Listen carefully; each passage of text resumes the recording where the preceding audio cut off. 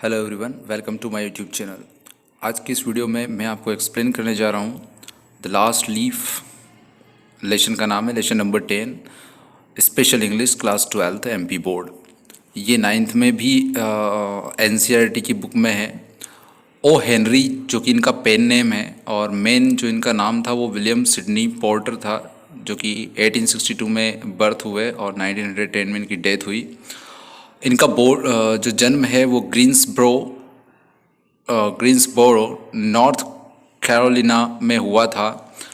Before he Beckham a story writer he worked in a drug store and in A bank. Writer बनने से पहले, story writer बनने से पहले ये एक ड्रग स्टोर यानी कि एक मेडिकल की जो स्टोर थी, शॉप थी, उस पर काम करते थे और एक बैंक में काम करते थे। ही टुक ए प्रोफेशन ऑफ जर्नलिस्ट, और उसके बाद उन्होंने जर्नलिस्ट का काम अपने हाथ में लिया। Once he was wrongly accused of embezzlement, he was imprisoned। और एक बार इनको गलत तरीके से यानी कि गलती से इनको एम्बेजलमेंट का मतलब होता है कि धोखाधड़ी या फ्रॉड करने, जालसाजी के जुर्म में इनको गिरफ्तार कर लिया गया था और इनको जेल भी हो गई थी। सून आफ्टर हिज रिलीज, और जैसे ये रिलीज़ हुआ उसके तुरंत बाद he started writing short stories. इन्होंने शॉर्ट स्टोरी लिखना शुरू किया।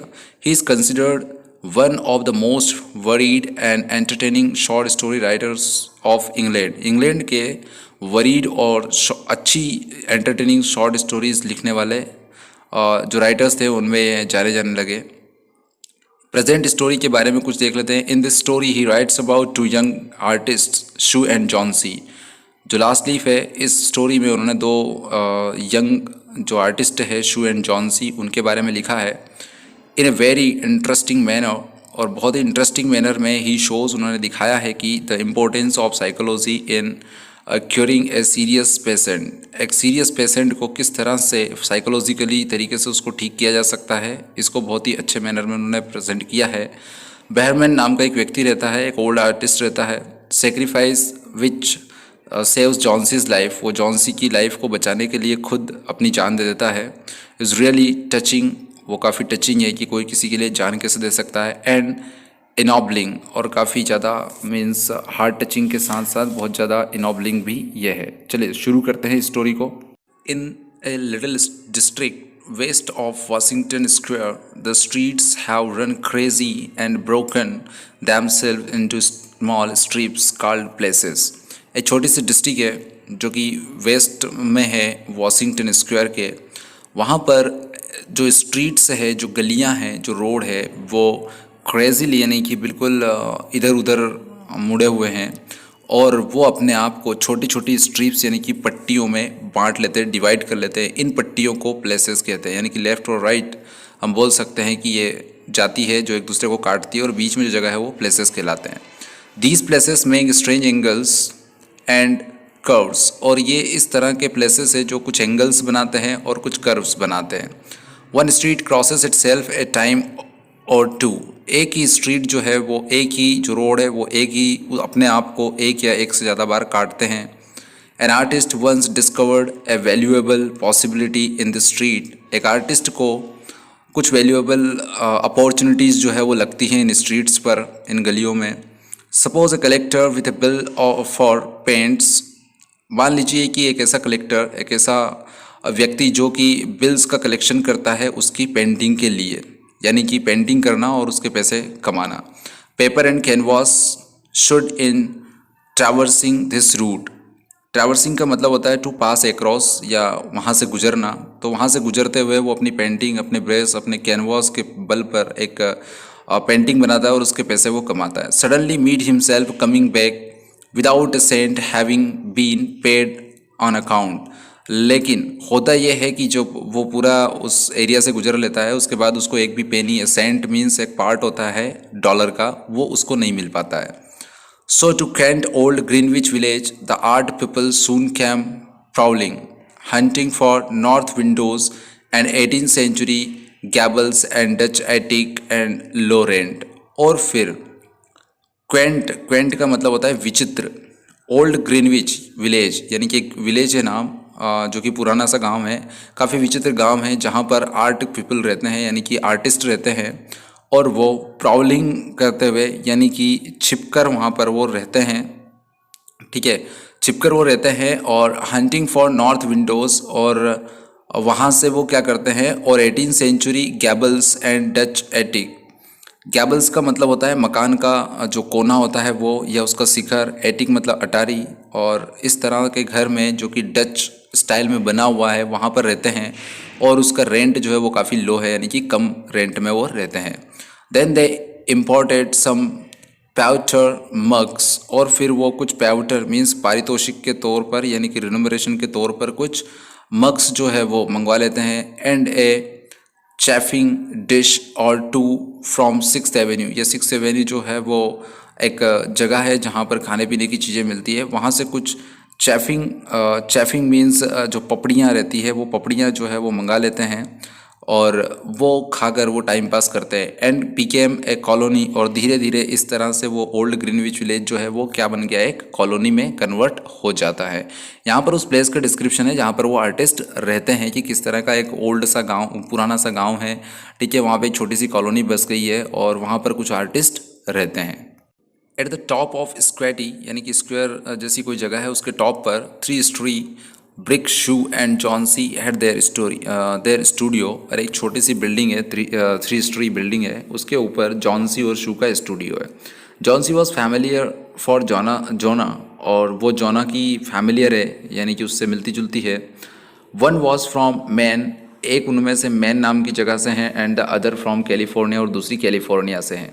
दे had met at the table d'hote of an 18 street Delmonicos and found their taste in art. वो एक जगह मिलते हैं जो कि एक रेस्टोरेंट टाइप रहता है 8th स्ट्रीट में, और वहाँ पर जब वो मिलते हैं आपस में बात होती है तो उनको पता चलता है कि दोनों का ही आर्ट में टेस्ट है, यानी कि दोनों ही आर्ट को या पसंद करते हैं। Chicory salad and bishops leaves so congenial that the joint studio resulted. Chicory salad का मतलब होता है एक तरह से चिकरी या कासनी वाला जो है। बिशॉप मीन्स एक धर्माध्यक्ष जो बोलता है, जिसको पॉप बोलते हैं अपन, और कंजेनियल मीन्स अनुकूल, तो वो सब उनको अनुकूल लगी, और वो इसकी वजह से जो है उनका जॉइंट स्टूडियो स्टार्ट हुआ। दैट वॉज इन मई, और ये मई का महीना था जब वो वहाँ पर रहने आए थे उस ग्रीनविच विलेज में।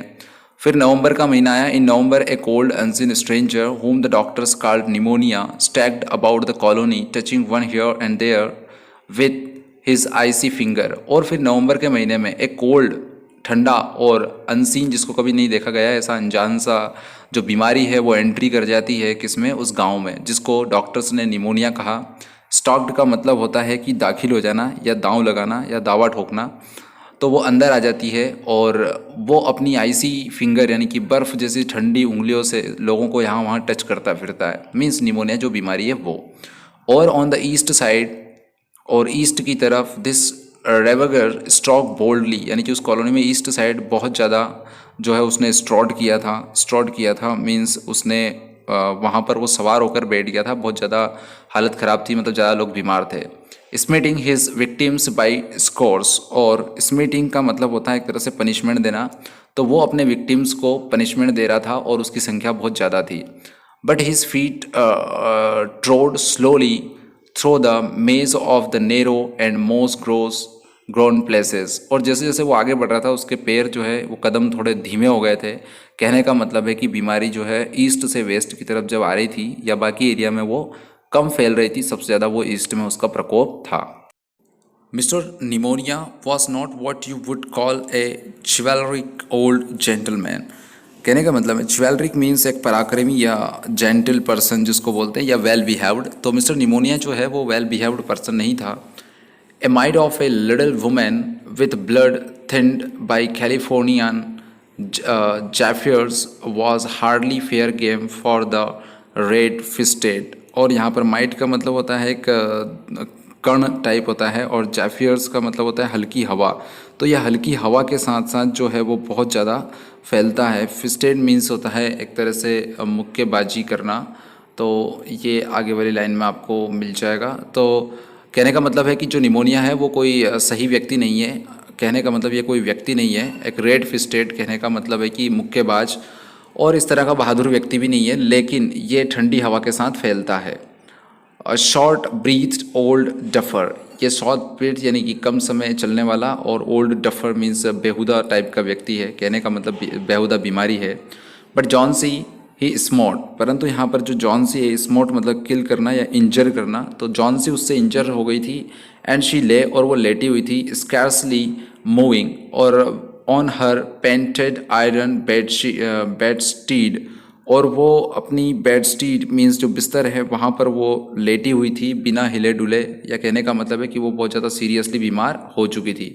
Looking through the small Dutch window panes at the blank side of the next brick house, और वो अपनी विंडो से बाहर जो अगला घर था दूसरी तरफ, उसको वो देख रही थी, जो कि ईंटों का बना हुआ था, ईंटों की दीवार पर वो देख रही थी। One morning the busy doctor invited Shu into the hallway with his shaggy grey eyebrows, और जिसकी शेगी और शेगी मीन्स झबरा, और ग्रे मतलब धूसर होता है, तो धूसर और झबरी जो उसकी दाढ़ी थी, ऐसे व्यक्ति ने जो है उसको बुलाया। किसको बुलाया? शू को बुलाया अपने हॉलवे में, जो कि बिजी डॉक्टर था। उसने कहा she has one chance in let us से 10 ही सेड, तो डॉक्टर ने कहा कि 10 में से एक चांस है जॉनसी के बचने के। As he shook down the mercury in his clinical thermometer, और जब अपने क्लिनिकल थर्मामीटर को उसने शूक करके यानी कि हिलाकर चेक किया, और चेक करने के बाद उसने कहा and that chances is for her to want to live, और यही चांस जो है उस वो भी डिपेंड करता है कि उसकी इच्छा है या जीने की या नहीं है। This way people have of lining up on the side of the undertaker makes the entire pharmacopoeia look silly। तो कहने का मतलब उसका ये हो रहा है कि अंडरटेकर का मतलब है कि चालू करना, और एक तरह से कुछ लोग ऐसे होते हैं जो साइकोलॉजिकल अपने आप को बीमार बहुत ज़्यादा समझ लेते हैं, और फार्माकोपोइया का मतलब होता है एक तरह से औषध ग्रंथ या औषधि का ग्रंथ। तो पूरी औषधि के ग्रंथ में ऐसी कोई दवाई नहीं है जो ऐसे व्यक्ति को जिंदा कर दे, या कहने का मतलब मरने से बचा ले, जो कि एंटायर मतलब पूरी बुक या पूरे ग्रंथ में ऐसा कुछ नहीं है जो कि उसको बचा सकता है बिना उसके सोचे। Your little lady has made up her mind that she has not going to get well, और तुम्हारी लेडी यानी कि तुम्हारी जो फ्रेंड है, लेडी फ्रेंड, उसने ये डिसाइड कर लिया है, उसकी इच्छा जो है जीने की वो ख़त्म हो चुकी है, उसकी इच्छा नहीं है जीने की। डॉक्टर कहता है has she anything on her mind, क्या उसके दिमाग में कुछ बातें चल रही है या कुछ सीरियस मैटर है। She wanted to paint the bay of Naples some day said Sue. Sue ने कहा कि जो जॉन्सी है वो किसी दिन बे ऑफ नेपल की जो पेंटिंग है वो बनाना चाहती थी, इससे सीरियस बात कुछ नहीं है। पेंट्स बॉस, उसने कहा बॉस पेंटिंग की बात तो नहीं है। Has she anything on her mind worth thinking about twice, क्या ऐसी कोई चीज़ है जिसके बारे में वो दोबारा सोचे, ऐसी कोई सीरियस मैटर है। ए मैन फॉर इंस्टेंस, उदाहरण के लिए कोई व्यक्ति जिससे वो प्यार वगैरह करती हो, ऐसा कोई व्यक्ति हो जिसके लिए वो सीरियस हो। A man said Sue with a Jew's, और जो शू है उसकी जो लड़की मतलब उसकी गर्लफ्रेंड है, गर्लफ्रेंड मीन्स दोनों ही वो लड़कियां थी, तो जो शू है वो भी लेडी है और जॉन्सी वो भी लेडी है। तो वो कहती है कि तुम्हारा कहने का मतलब क्या है, कोई जेव मतलब यहूदी, तो कोई जेउस की बात कर रहे हो आप या किस तरह की बात कर रहे हो, मुझे समझ में बात नहीं आ रही है। हाफ टैंग इन हर वॉइस, अपनी वॉइस में वो हाफ टैंग मीन्स थोड़ा सा मीन्स झनकार वाली आवाज़ जो है उसकी, वीणा की झनकार, हार्प मतलब वीणा होती है, ट्वैंग मतलब झनकार होती है, उसकी आवाज़ में थोड़ी झनकार थी। Is the men worth but no, क्या इंसान की किसी व्यक्ति के बारे में, किसी आदमी के बारे में वो सोच रही है, परंतु नो डॉक्टर, नहीं डॉक्टर वो ऐसा नहीं कर सकती। There is nothing of that kind, ऐसा कुछ भी नहीं है, यानी कि कोई भी आदमी उसके दिमाग में नहीं है। Well it is the weakness then said the doctor, doctor ने कहा कि चलिए ठीक है, अगर कोई सीरियसनेस नहीं है तो शायद उसकी वीकनेस है, कमजोरी है ये। I will do all that science so far as it may filter through my effort can accomplish. तो अकम्प्लिश करने का मतलब होता है किसी चीज़ को पूरा करना। तो मेरा जो साइंस है, विज्ञान है, उसका पूरा जो ज्ञान है मेरे अंदर, वो उसके बल पर मैं एफर्ट लगाता हूँ, हो सकता है कि वो काम पूरा कर दे, यानी कि उसको बचा ले। But when ever my patient begins account the carriages in her funeral possession, I subtract 50% from the curative power of medicine। तो मेडिसिन की जो पावर है वो 50% कम हो जाती है जब उसका डॉक्टर का बोलना है कि अगर कोई पेशेंट जो है वो ये सोच लेता है कि वो ठीक नहीं होगा तो जो मेडिसिन की पावर है वो 50% कम हो जाती है। तो तुम्हारी फ्रेंड ने भी यही सोच रखा कि वो मरने वाली है, इसलिए वो अपने दिन काउंट कर रही है, तो उसके बचाने के चांस भी बहुत कम है।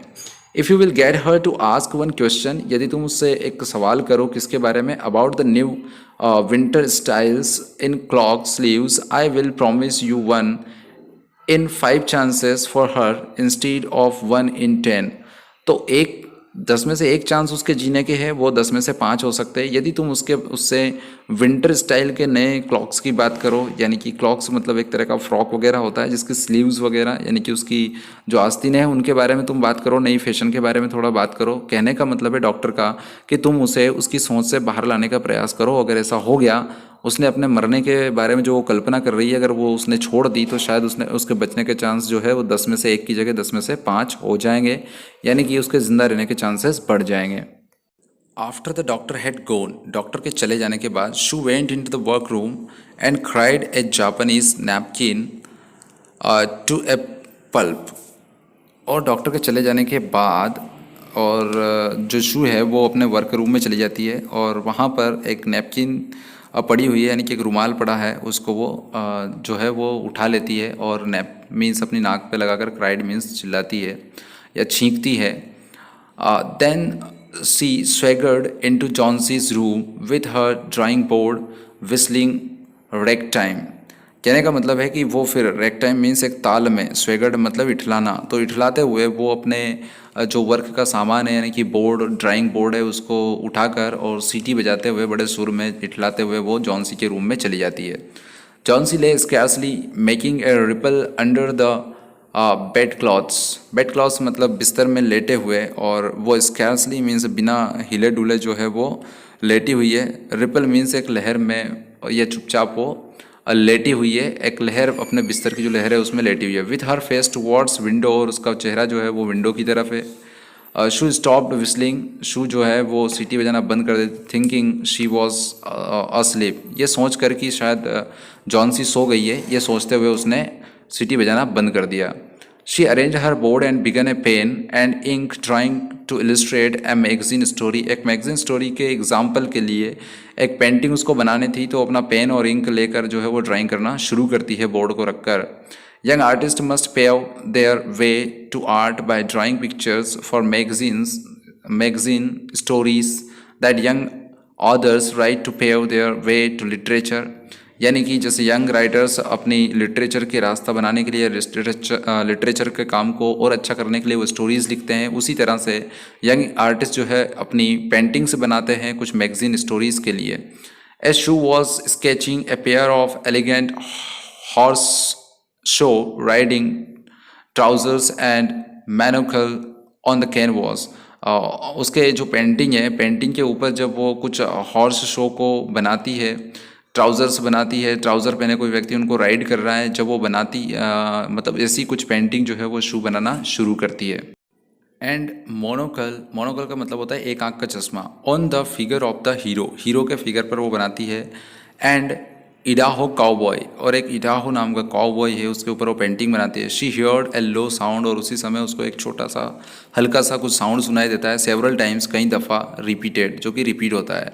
She went quickly to the bed side, और वो बिस्तर की तरफ जहाँ जॉन्सी लेटी हुई थी वहाँ चली जाती है। Johnsy's eyes were open wide, Johnsy की आंखें जो है पूरी तरह से खुली थी। She was looking out of the window and counting backward, और वो विंडो के बाहर देख रही थी और वो बैकवर्ड यानी कि पीछे की तरफ उल्टी गिन रही थी। 12 शी सेड, वो कहती है 12। एंड ए लिटिल लेटर, थोड़ी देर बाद कहती है 11, और उसके बाद फिर 10, उसके बाद 9, और उसके बाद 8, उसके बाद 7, ऑलमोस्ट टुगेदर यानी कि एक साथ कह देती है। और Sue looked solicitously out of the window, और शू जो है ये गिनते हुए उसको देखती है, तो वो बाहर की तरफ देखती है और पूछती है what was there to count, गिनने के लिए वहाँ क्या है। There was only a bare, खाली जगह है। Dreary yard to be seen, dreary yard to be seen मतलब सुनसान जगह है, और वहाँ पर गिनने के लिए ऐसा क्या है जो तुम गिन रही हो। And the blank side of the brick house, और वो जो खाली जगह है मतलब ब्लैंक साइड जो है उस ब्रिक हाउस की, वहाँ पे 20 फीट अवे, जो कि यहाँ से 20 फीट दूर है, वहाँ पर एक दीवार है। और क्या है?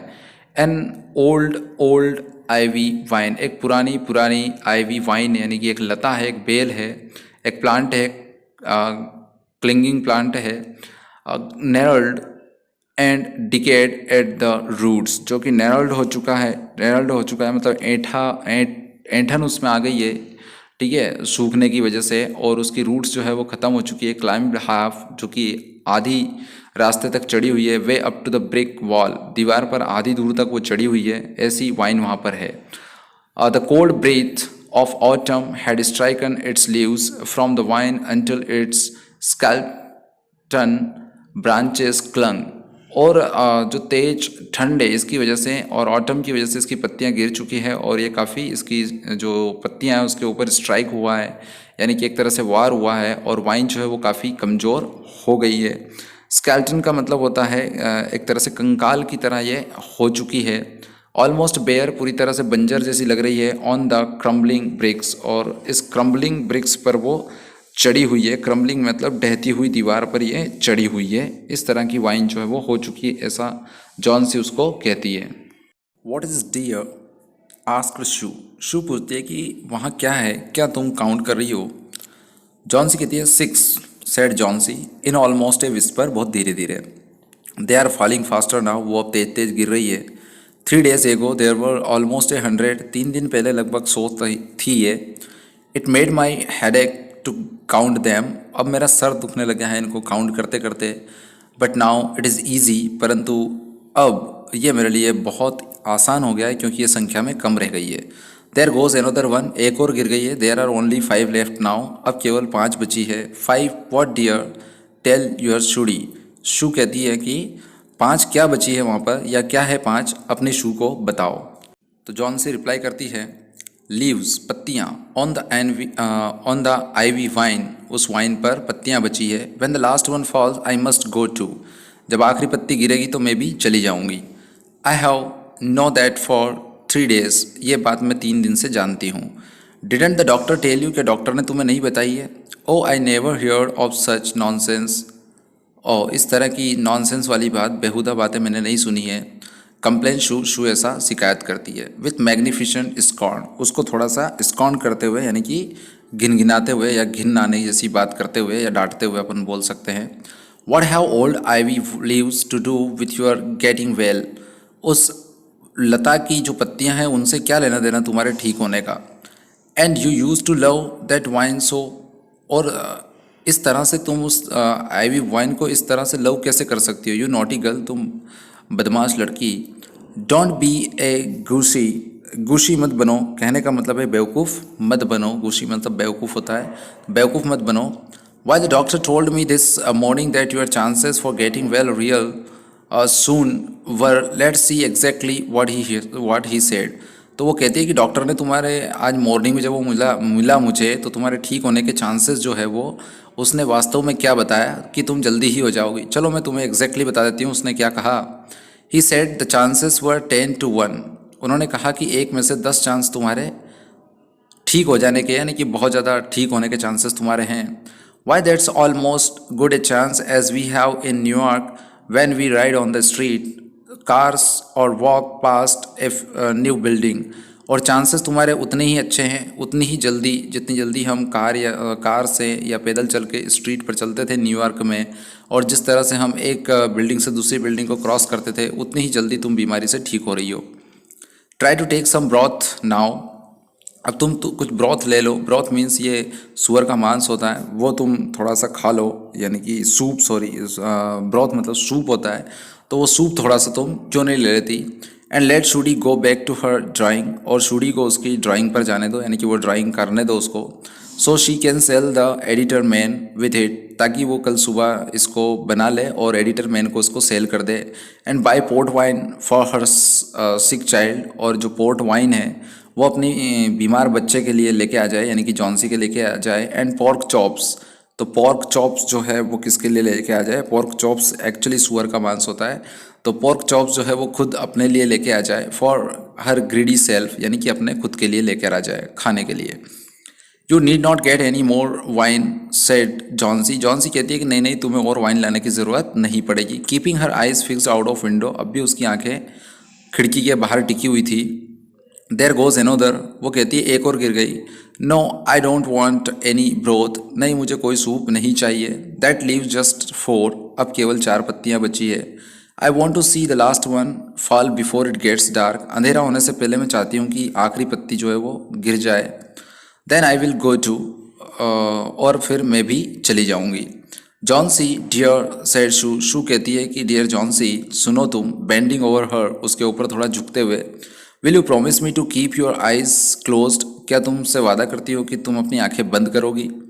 And not look out of the window, और तुम विंडो से बाहर नहीं देखोगी। Until I am done working, जब तक मैं काम ख़त्म नहीं कर लेती। आई मस्ट हैंड दोज, और मुझे ये जो पेंटिंग है वो देना होगी किसको। I must hand those drawings in by tomorrow, ये टुमारो तक यानी कि आने वाले कल तक, यानी कि कल मुझे ये पेंटिंग्स देना है।